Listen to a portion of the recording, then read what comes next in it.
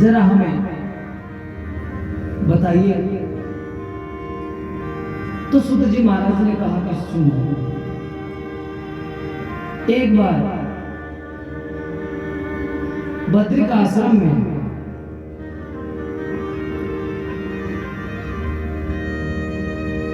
चारों सनकादिक वहां पर ध्यान कर रहे थे और इतने में क्या देखते कि नारद जी कुछ परेशान वहां पर भागे भागे आते हुए पसीने से लथपथ दिखाई दिए।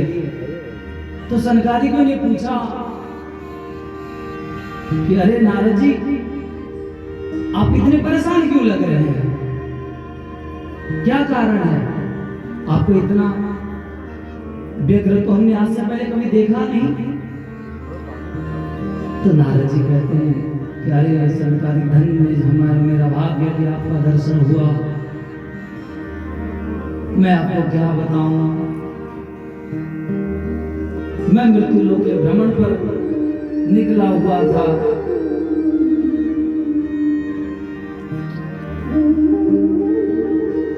सारे तीर्थों पे मैं गया, काशी प्रयाग, सारे तीर्थों के प्रभाव अब कलयुग के नष्ट प्राय होने लग जा रहे हैं। कलयुग ने अपना प्रभुत्व दिखा दिया है। तरुणी प्रभुता आगे है, श्यालक बुद्धिदायक, हर घर घर में स्त्रियां सलाह देंगी, श्यालक बुद्धिदायक, और साले उपदेश देंगे, समझाएंगे। और धन के लिए हर कोई एक दूसरे को ठग रहा है, कोई किसी को बेच रहा है, कोई अपने संतानों को भी बेच रहे हैं। चारों तरफ हाहाकार मची हुई है। मैं ऐसा दृश्य देखते हुए मैं वृंदावन में मैं पहुंचा। जब वृंदावन में मैं पहुंचा तो मैंने वहां क्या देखा, एक आश्चर्य मुझे वहां दिखाई दिया। एक सुंदर सी स्त्री, उसके दोनों तरफ दो वृद्ध लेटे पड़े हैं और कुछ स्त्रियां उनको पंखाएं झेल रही हैं।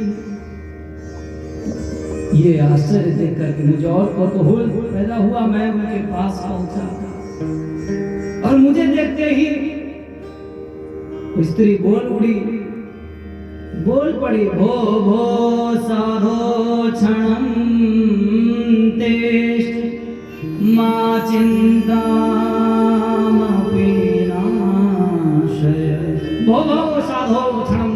हे साधु महाराज, हे साधु महाराज, मेरा भाग्य कि आप आ गए। मेरी चिंता को दूर करते हुए जाइए,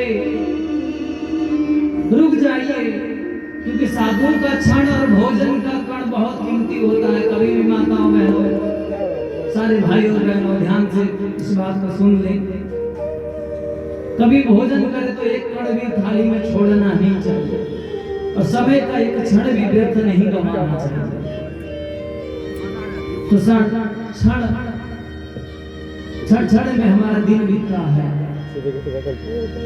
इसीलिए तो नारद जी ने पूछा कि बाले, तुम कौन हो, तुम अपना परिचय दो।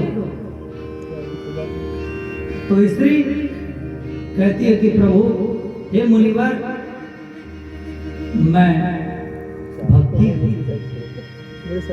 और ये जो वृद्ध आप दिखाई दे रहे हैं, ये मेरे पुत्र ज्ञान और वैराग्य है। और ये सारी स्त्रियां, ये सारी नदियां हैं।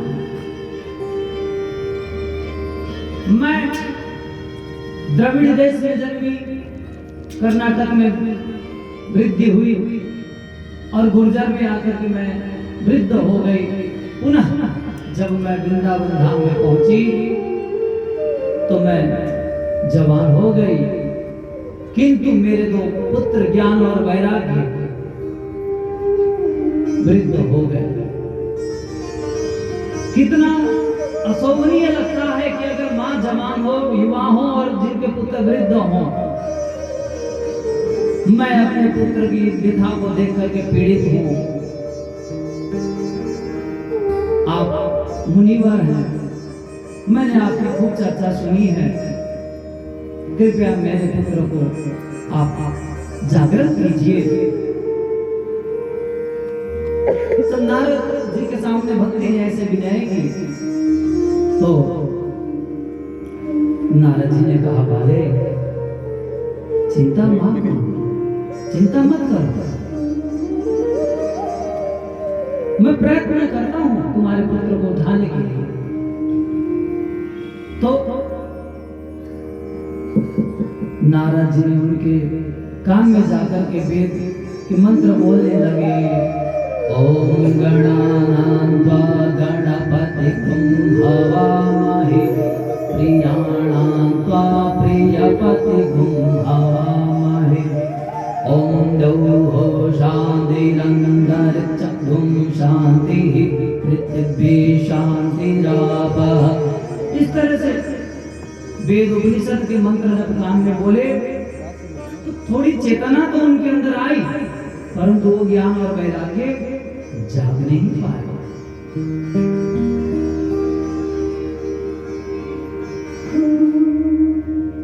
नारद जी परेशान हो,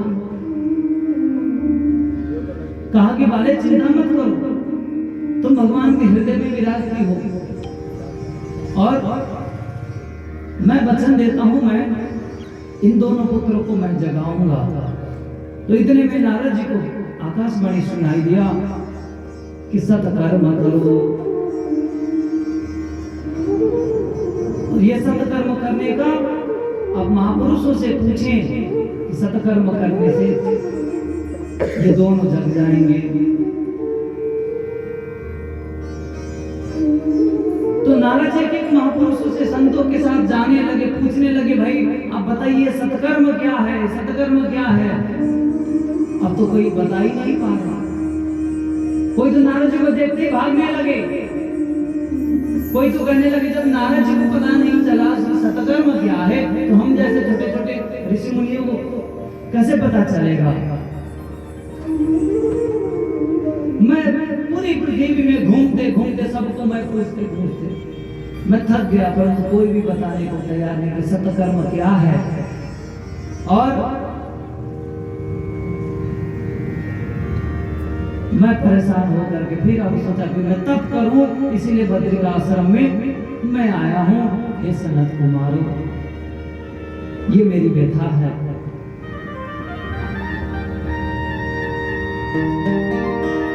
तब सनत कुमार ने कहा कि अरे नारद जी आप क्यों परेशान होते हैं, इसका सत्कर्म का मतलब है श्रीमद् भागवत की कथा, श्रीमद् भागवत ज्ञान यज्ञ।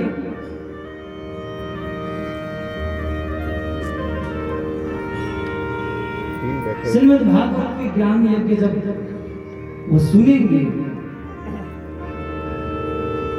तो जग जाएंगे। सत्कर्म सूचको ज्ञान यज्ञ स्मृतो बुधै, श्रीमद् भागवतालाप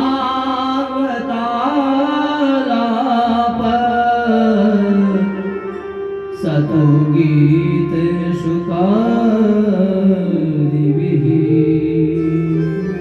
सत्कर्म का अर्थ विद्वानों ने ज्ञान यज्ञ किया है कि हे नारद, ये श्रीमद् भागवत ही सत्कर्म है। इसकी ध्वनि से, इसकी श्रवण मात्र से दुनिया का कोई भी पाप वो भी कष्ट हो जाते हैं, नष्ट हो जाते हैं। जाइए इसका आयोजन की तैयारी कीजिए। तो नारद जी ने पूछा कि प्रभु कहां करूं मैं? बोले कि आप हरिद्वार में आनंदवन नाम का स्थान है, रमणीय स्थान है, ताकि बद्रिका आश्रम में हिमालय के चोटी पर कितना दुर्गम है स्थान, वहां जाने के लिए लोग जा नहीं पाएंगे, ऋषि मुनि आ नहीं पाएंगे। इसीलिए कहा कि नीचे हरिद्वार में नीचे से भी सारे लोग आ सके। कथा ऐसी जगह होनी चाहिए कि जहां सारे लोग आकर के श्रवण कर सके कि हे नारद जी आप हरिद्वार में जाइए और कथा का तैयारी कीजिए। तो नारद जी कहते हैं ज्ञान यज्ञं करिष्यामि सुख शास्त्र कथोज्ज्वलम्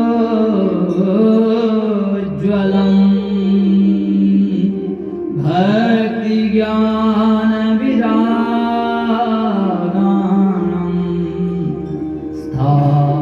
स्थापनात् प्रयत्नतः। ज्ञान वैराग्य और भक्ति की स्थापना के लिए कि हे मुनि हे सनत कुमारों मैं तैयारी करता हूं और आप ही इसकी कथा श्रवण कराइए।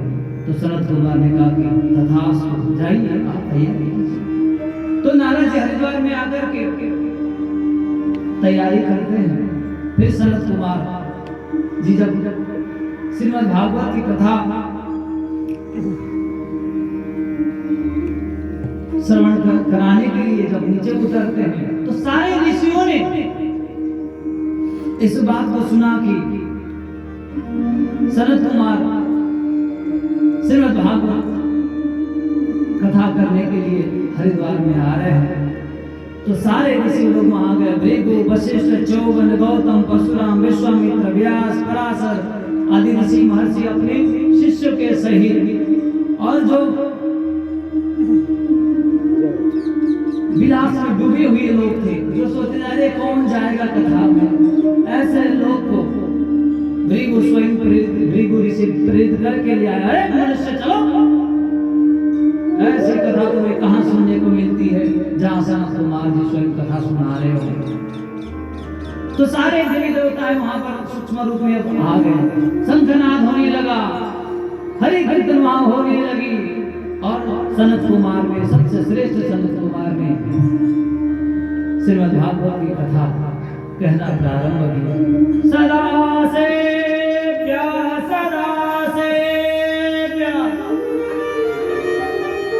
श्रीमद् भागवती कथा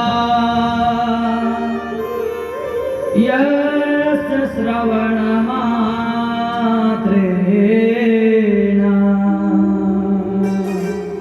हरिश्चित्तं समाश्रये। सदा सेव्या ये भागवत सदा सेवनीय है, सदा श्रवण करने के योग्य है, जिसके श्रवण करने मात्र से हृदय में भगवान आके विराजते हैं। जिसके हृदय में भागवत की गूंज है उसके हृदय में आकर के प्रभु विराजते हैं। मनुष्य अज्ञान में तब तक भ्रमण करता है जब तक उसको ज्ञान की प्राप्ति नहीं हो जाता। और जो एक बार श्रीमद् भागवत के श्रवण कर लेता है उसका करोड़ों वर्ष का अंधकार क्यों ना हो वो नष्ट हो जाता है। जो ये श्रीमद् भागवत मनुष्य योनि प्राप्त करके भी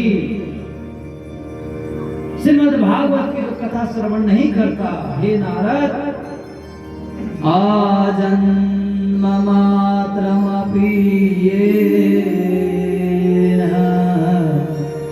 सठेन किंचित् चित्तं विधाय सुख शास्त्र कथा न पीता चांडालवत् खरवत् वदते नीतं मिथ्या स्वजन्म जननी जनि दुख भागा। अरे जो मनुष्य सर्व शरीर पाकर के भी जो ऐसे पुण्य को प्राप्त कराने वाली, दिव्य भावना जगाने वाली अमृतमयी कथा श्रीमद् भागवत का जो रसपान नहीं करता, जो सुनता नहीं है, चांडाल, वो तो चंडाल के समान है। यहाँ तक कहते हैं संत, वो चंडाल है, चांडाल खरावत गधे के जैसा है, पशु है। बस पृथ्वी में भार है, वह के लिए भी और पृथ्वी के लिए भी भार स्वरूप है, जो इस कथा रूपी अमृत को श्रवण नहीं करता। और इस कथा के सामने हे नारद जी, सारे तीर्थों की जप तप ज्ञान यज्ञ सारे फीके पड़ जाते हैं। जब एक बार भागवत की गर्जना हो जाती है, जो सुन लेता है, तो सारे तपों की गर्जना हल्के पड़ जाते हैं।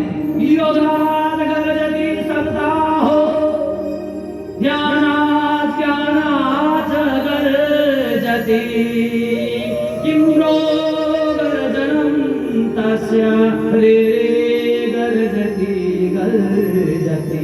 जब श्रीमद् भागवत कथा रूपी जब एक बार गर्जना होती है, तो सारे शास्त्रों के सारे तप के यज्ञ की गर्जनाएं अपने आप कम होने लगती है। तो इसके समान, तो इसके पराक्रम तो दूसरा कोई है नहीं। रे रे गर्जति गर्जति, ऐसी गर्जना है श्रीमद् भागवत की। और जहां ये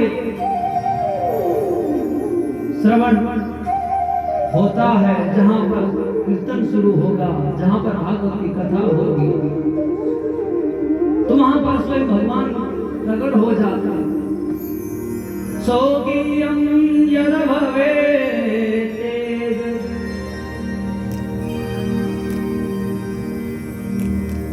सुत जी ने कहा, सौनकादिक ने पूछा कि प्रभु, भागवत में ऐसे क्या है कि इतनी महिमा सनत कुमार ने नारद जी को बताई, क्यों इतना प्रिय है? तो उन्होंने कहा, सुनो, जब भगवान अपने धाम को पधार रहे थे, तो उद्धव जी ने पूछा कि प्रभु, अगर आपको ढूंढना हो, आपको याद करना हो, तो कहां जाएं? तो कृष्ण जी ने कहा कि अरे उद्धव, मुझे ढूंढने के लिए कहीं मत जाना, मैं अपने सारे तत्वों के साथ में, सारे ज्ञान के साथ में श्रीमद् भागवत में ही विराजमान हो जाता हूँ। स्वकीयं यद भवेत्, अपने में तेज को लेकर के तच्च भागवते अधा तिरोधाय प्रविष्टोऽयं श्रीमद्भागवतार्णवम्। ये जो श्रीमद् भागवत ग्रंथ, मैं इसी में विलीन हो जाऊंगा, ये मेरा ही स्वरूप है। इसलिए भागवत को तेने वाङ्मय मूर्ति प्रत्यक्षा वर्तते हरे है, ये प्रभु की साक्षात वाङ्मय मूर्ति है, कहीं जाना नहीं, जहां भागवत है वहां भगवान है।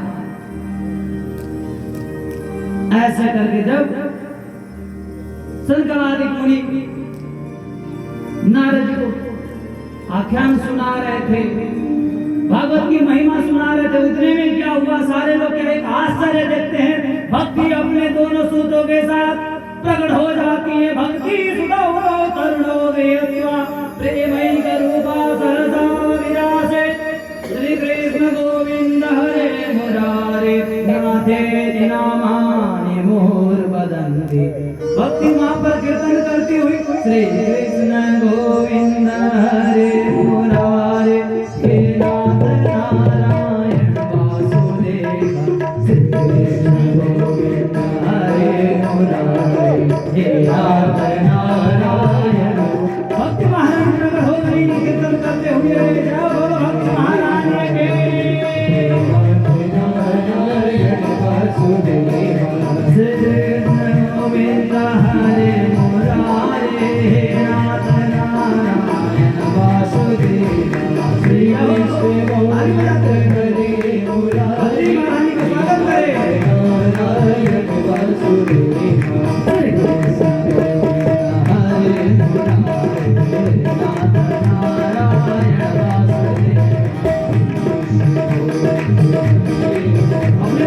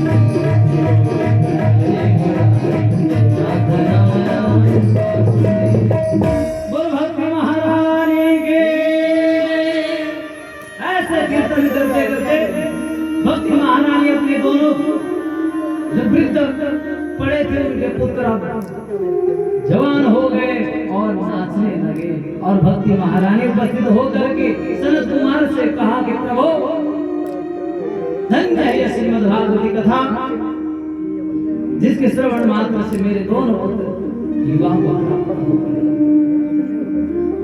क्या है ज्ञान, भक्ति ज्ञान है, क्योंकि सत्य युग में ज्ञान और वैराग्य पराक्रम थे।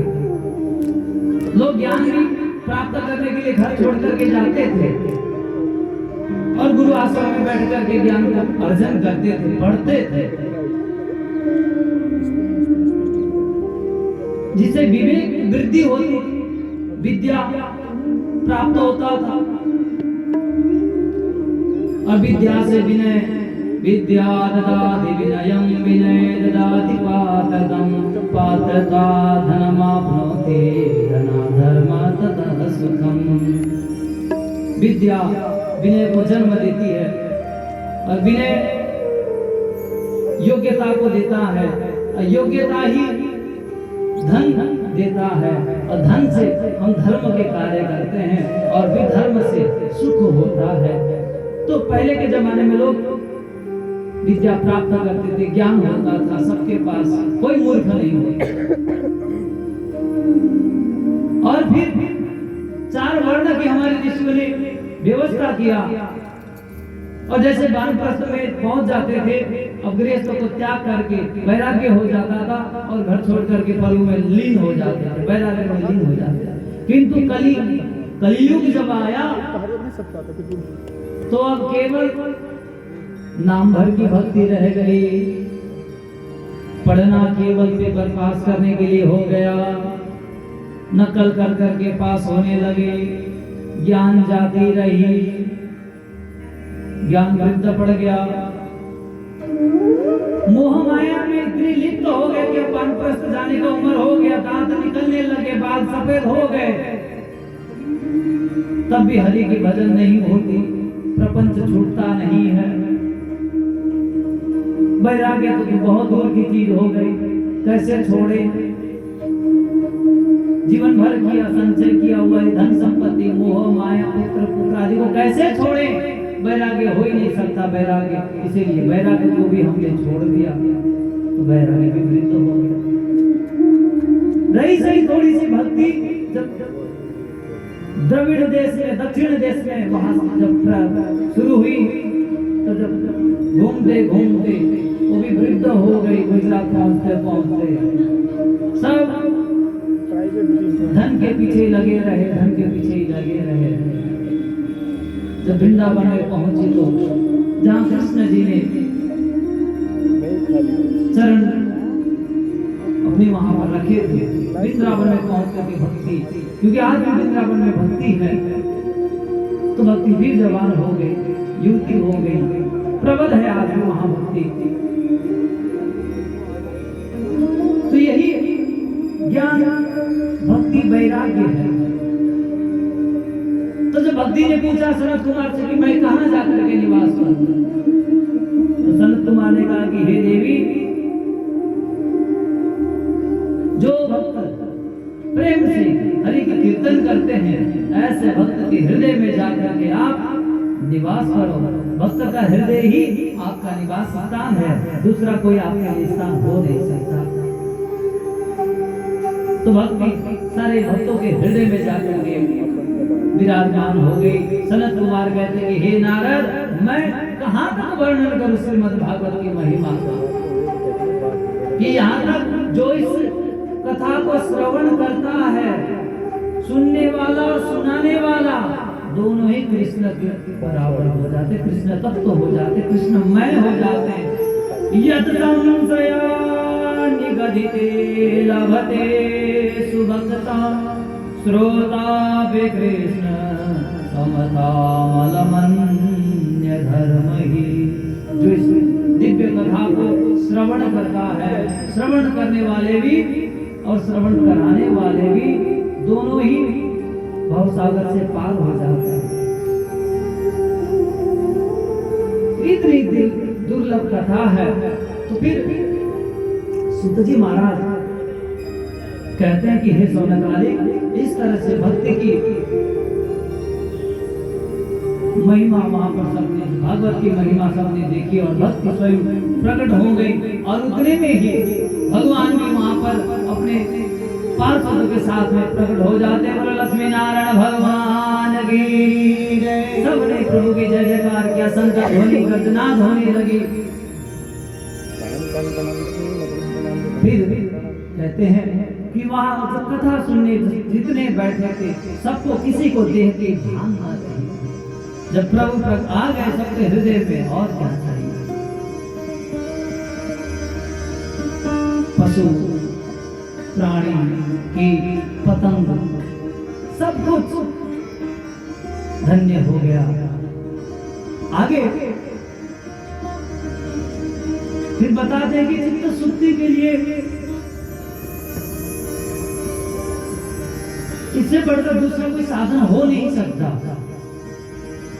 फिर सनत कुमार जी ने कहा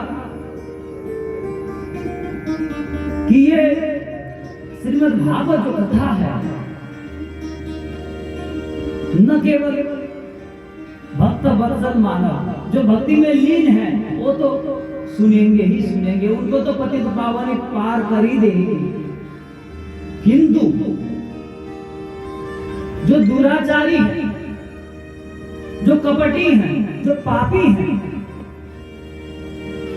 अगर ऐसे पापी भी अगर इन कथा को श्रवण करता है तो उसके हृदय में ज्ञान की ज्योति जलेगी। बोलो श्री कृष्ण कन्हैया लाल की। सनत कुमार जी कहते कि ये मानवा पाप कृतस्तु सर्वदा, जो मानव नित्य पाप करता हो, दुराचार रता विमार्गता, जो दुराचारी है, जो कुमार्ग में लगा है, क्रोधाग्नि लग रहा, जो क्रोध में हर समय गुस्सा करता रहता है, कुछ भी बातें करे गर्म हो जाता है, क्रोधाग्नि लगता है, कुटिलाश्च, जो कुटिल है, सदा दूसरे की बुरा करने के लिए सोचता रहता है, कामाग्नि, और जो काम में सदा काम की भावना से सबको देखता है, ऐसे पापी भी सकाय ये न कलो